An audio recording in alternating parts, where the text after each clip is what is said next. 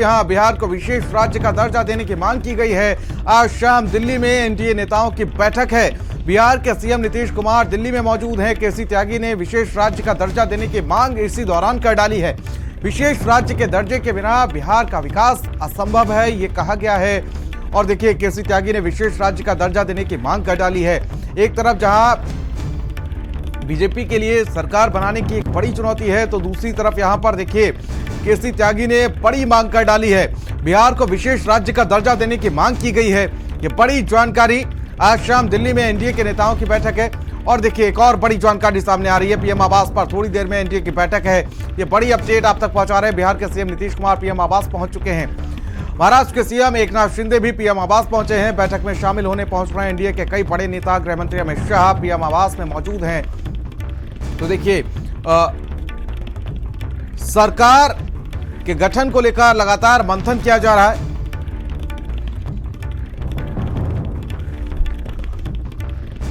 स्वाति पाठक हमारे सहयोगी हमारे साथ लाइव जुड़ चुके हैं। देखिए स्वाति, एक बड़ी चुनौती यहां पर एनडीए के लिए, कहीं ना कहीं कह सकते हैं बीजेपी के लिए, सरकार बनाने की, क्योंकि बहुमत उनके पास नहीं है। जोड़ तोड़ की राजनीति यहां पर बीजेपी को करनी पड़ रही है। अब जो नतीजे आए हैं,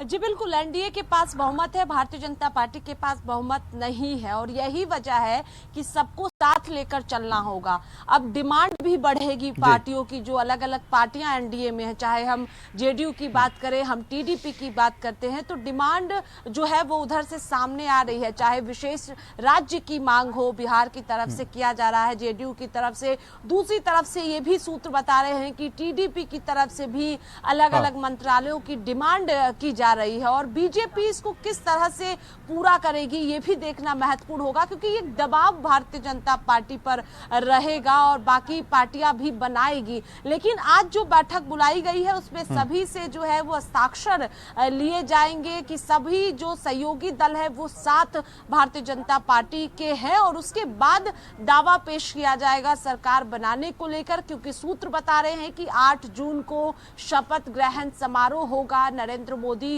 शपथ ले सकते हैं प्रधानमंत्री के तौर पर। तो ऐसे में अब ज्यादा दिन नहीं है। आज 5 तारीख हो चुका है, एनडीए की बैठक होगी, उसमें सभी दलों का समर्थन लिया जाएगा, हस्ताक्षर लिया जाएगा और उसके बाद सरकार बनाने का दावा भी पेश किया जाएगा। ऐसे में नीतीश कुमार पर खास तौर पर सबकी नजरें इसलिए टिकी हुई है क्योंकि कई बार उनका मन बदला है और कई बार आपने देखा है कि वो अलग अलग पार्टियों में जाते रहे। चाहे राजद के साथ बिहार में सरकार की बात हो, बीजेपी के सरकार की बात हो, इंडिया गठबंधन में आपने देखा था कि सबको साथ लाने की कोशिश नीतीश कुमार ने ही की थी और उसके बाद इंडिया गठबंधन। और स्वाति, अभी भी कोई बड़ी बात नहीं है नीतीश कुमार के पलटने को लेकर, क्योंकि आज जिस तरीके से हम सभी ने देखा कि एक वीडियो वायरल हुआ जो चर्चा का विषय बना और सोशल मीडिया पर बहुत तेजी से वायरल भी हुआ कि तेजस्वी और नीतीश एक साथ एक ही प्लेन में बैठे हुए नजर आए। पहले आगे पीछे बैठे हुए थे, लेकिन फिर एक साथ सीट साझा करते हुए भी नजर आए। क्या सीटों का साझापन यहां भी देखने को मिल सकता है एक बार फिर से?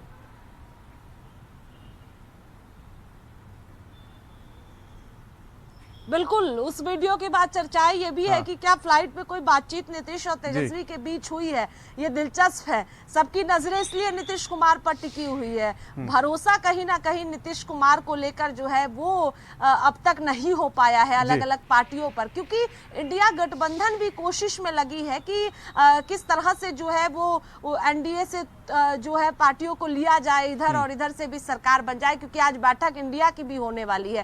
एनडीए की 4 बजे से बैठक शुरू होने वाली है, किसी भी वक्त शुरू होगी।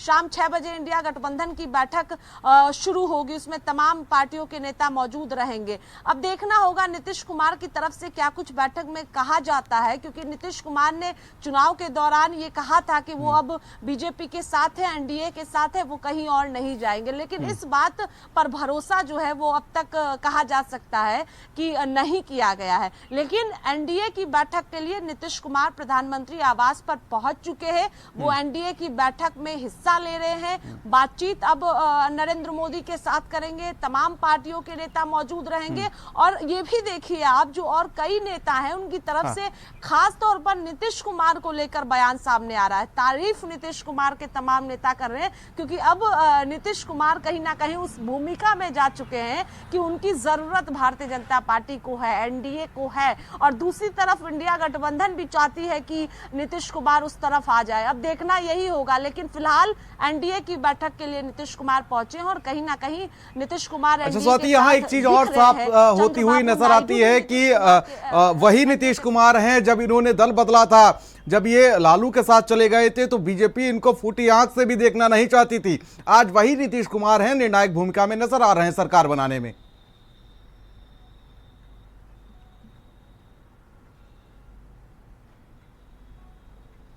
जी बिल्कुल, अहम भूमिका में नीतीश कुमार हैं और हर बार कहीं ना कहीं जो है वो नीतीश कुमार की जरूरत हर पार्टी को पड़ी है। आप बिहार में देखिए, जो है नीतीश कुमार जैसे बीजेपी के साथ आए, एनडीए के साथ आए, एनडीए की सरकार बिहार में बन गई। नीतीश कुमार आरजेडी के साथ गए तो आरजेडी के साथ जेडीयू मिलकर सरकार बिहार में बना लिया गया। तो नीतीश कुमार अहम भूमिका में लोकसभा चुनाव के नतीजों के बाद भी हैं और इसीलिए बीजेपी चाहती है कि नीतीश कुमार को मना कर रखा जाए कि नीतीश कुमार एनडीए के हिस्सा रहे और मजबूती के साथ नई सरकार का गठन हो पाए, क्योंकि 290 के पार एनडीए है इस वक्त और बीजेपी बहुमत से काफी दूर है। तो ऐसे में जो एनडीए के सहयोगी पार्टियां हैं उनको साथ रखा जाए, उनको मना कर रखा जाए, कहीं कोई नाराजगी ना हो। इसको लेकर जो है वो बीजेपी खास तौर पर ध्यान रख रही है और इसीलिए नतीजों के तुरंत बाद कल ही एनडीए की बैठक आज को लेकर बुलाई गई थी कि आज सभी को दिल्ली आना है, प्रधानमंत्री के आवास पर